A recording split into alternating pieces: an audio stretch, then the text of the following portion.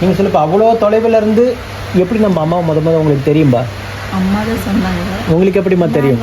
யூடியூப்ல பார்த்த சாமி, அதில் பார்த்து நாங்கள் யூடியூப்ல பார்த்துட்டு நீங்கள் வந்துட்டீங்க. 2வது தம்பதிகள் 3 அமாவாசை கூப்பிட்டு வந்து 3வது மாதமே அம்மா கரு தக்க வச்சு மகளாக பிறந்திருக்காங்க. அடுத்த கருவியும் தக்க வச்சு நிச்சயமா ஆண் வாரிசு அம்மா தருவாங்க. அம்மாவை பற்றி என்ன நினைக்கிறீங்க நீங்கள்? ரொம்ப சக்தி வாய்ந்த மறக்கவே முடியாது. நாங்கள் எங்களுக்கு 4 வருஷம் கழிச்சு எங்களுக்கு பாப்பா பிறகு உயிருள்ள வரைக்கும் மறக்கவே முடியாது. உயிருள்ள வரைக்கும் மறக்காத ஒரு தெய்வம். ஒரு சந்தோஷம். கண்டிப்பா